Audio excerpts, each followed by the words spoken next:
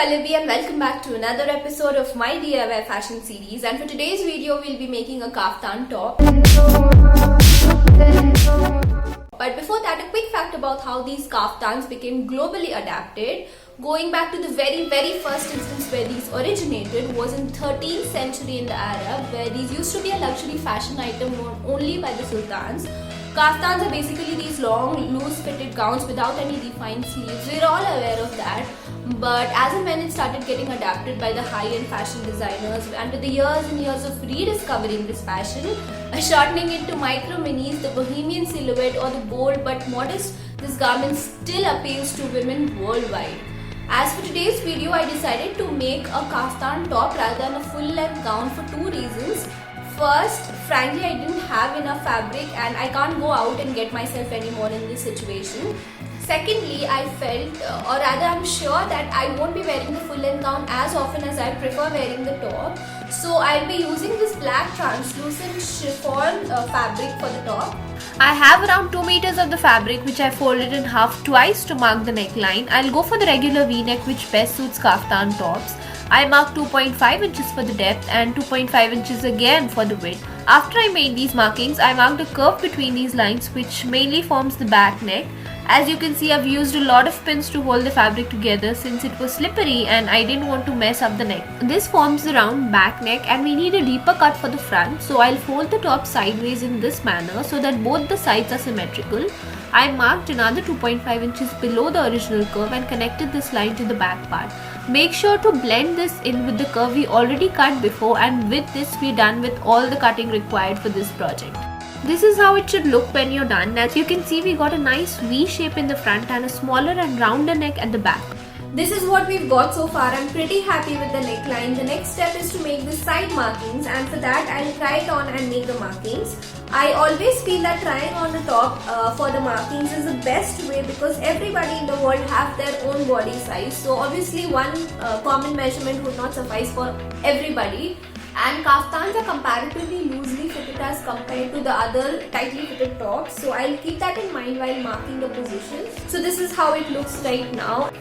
I'll carefully make sure that both the sides have equal fabric and use my pins to take the measurement. As I mentioned before, don't make it very tight but at the same time not too loose as well.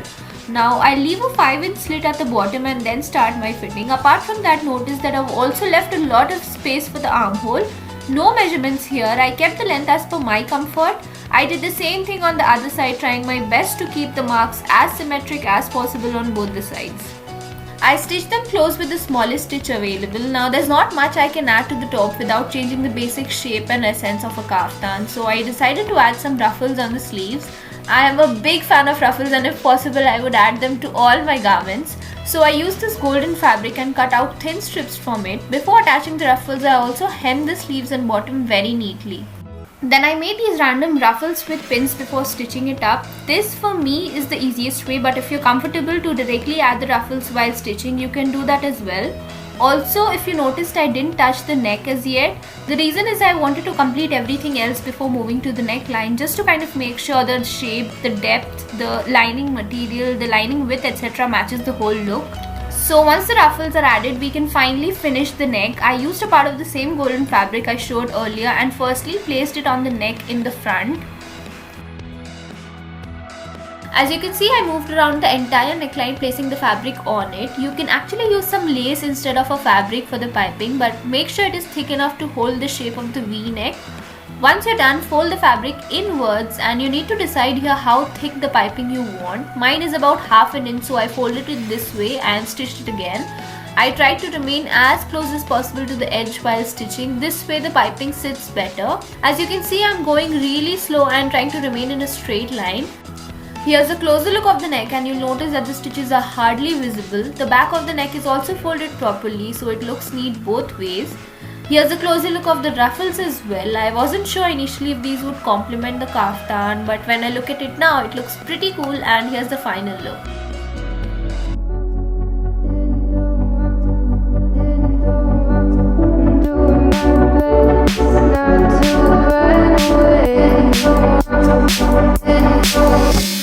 Sitting throwing rocks across the pavement, hoping it'll cave in and swallow me whole.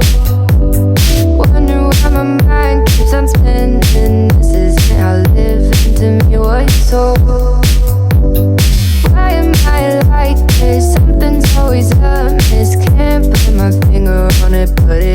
fire. Is it bad? Sometimes I like it when I lose control. There's something in it that's so beautiful.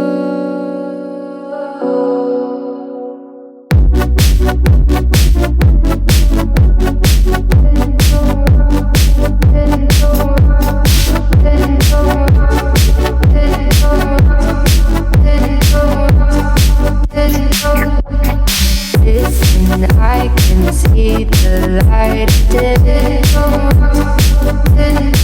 Please subscribe to my channel and don't forget to hit the bell icon to get notified whenever I upload a new video. Also, if you're a new subscriber, I'd be glad if you commented your name down below so that I can thank you personally, and in case I plan for some giveaways in future, I can include all of you.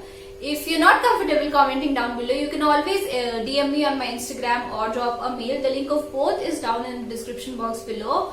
Thank you so much for watching, and I'll see you guys very soon in my next video. Bye bye.